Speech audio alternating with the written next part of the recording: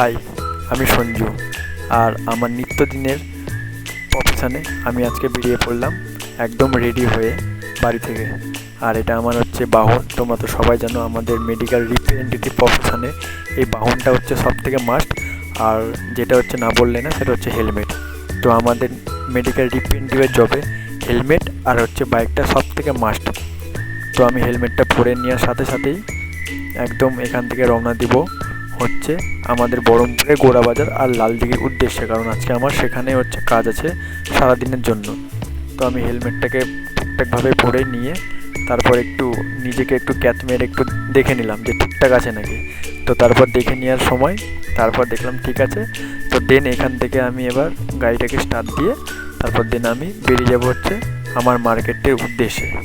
তো মার্কেটে আজকে যা রোদ পড়েছে দেখলাম আকাশের দিকে তাকিয়ে, সে তো মাথা খারাপ অবস্থা, মানে মাথা আজকে খারাপ হয়ে যাবে আমি বুঝতেই পেরেছি। তো আমি আমার স্কুটি নিয়ে চলে গেলাম হচ্ছে রানীবাগানের উদ্দেশ্যে। তোমরা বুঝতেই পারবে হয়তো যারা বহরমপুরে বাড়ি, তো তারা তো হয়তো চিনতে পারবে এটা রানীবাগানের কোন রাস্তা হতে পারে। তো আজকে রানীবাগানের যা এত যে জ্যাম ছিল, মানে হয়তো আমাদের কোনো কিছু কাজ হচ্ছিল মনে হয়, তো সেই কারণের জন্য প্রচণ্ড আজকে রাস্তায় যা জ্যাম ছিল, একটু প্রবলেম হচ্ছিল। বাট ইটস ওকে, আমরা করে নিতে হবে। যেহেতু আজকে আমার রানীবাগানে কাজ নেই, তো সেহেতু আমি রানীবাগানে আজকে দাঁড়াবো না।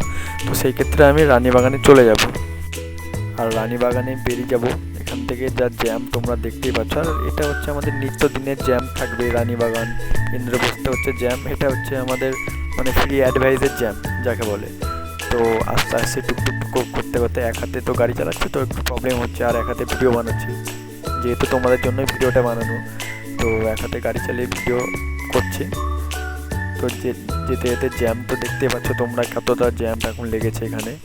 তো টুকটুক করে চলে গিয়ে এখন আমি চলে যাব হচ্ছে আমার লালদিঘিতে প্রথম আমার কেমিস্টে হচ্ছে প্রথম কল। তো আমি এখন দেখতে পাচ্ছ রানীবাগান লালদিঘিতে চলে এসেছি, লালদিঘির সামনে দাঁড়িয়ে আছি তোমরা দেখতে পাচ্ছ।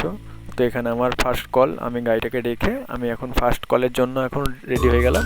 তো এখান থেকে আমার কল স্টার্ট হবে। তো আমি কল স্টার্ট এখান থেকেই করে নিই, দিয়ে আবার দেন তোমাদের সঙ্গে আবার কথা বলছি।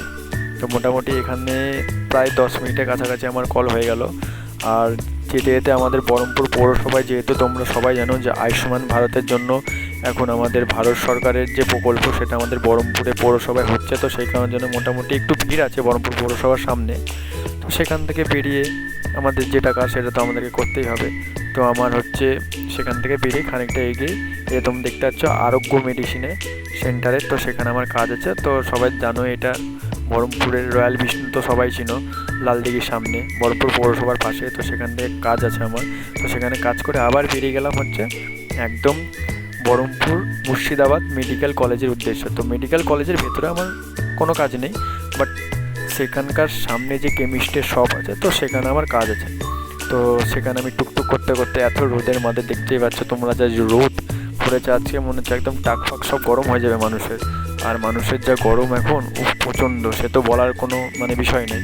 মানুষের অসুবিধা হচ্ছে, কষ্ট হচ্ছে। বাট আমাদের মুর্শিদাবাদ মেডিকেল কলেজের সামনে প্রত্যেক মানুষের যা ভিড় লাগে, যানজট লাগে, আর প্রত্যেক মানুষের রোগ এত কিছু। তো এখান থেকে আমি আবার আমার কাজটা স্টার্ট করব।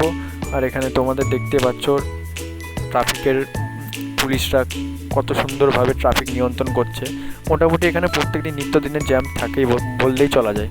তো এখানে আমার সব কেমিস্টের ঘরে যাব, গিয়ে আমার প্রোডাক্টের কী কী মানে কল আছে সেগুলোকে আমি করব, কী কী প্রোডাক্ট আছে তাদের কাছে সেগুলোকে করব।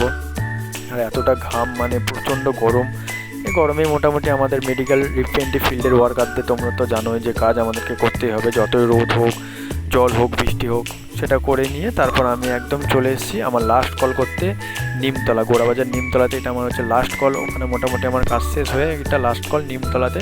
তো নিমতলায় ওষুধের দোকানে আমি করে নিব, নিমতলা মেডিকেল সেন্টারে। তারপর দিন তোমাদেরকে একদম নিমতলার সামনে, তোমরা যে যারা যারা জানো যে মায়ের এই মন্দির আছে, এই মায়ের মন্দিরে সবাই আশীর্বাদ নিয়ে নাও, মা যেন সবাইকে ভালো রাখে। দিয়ে আজকে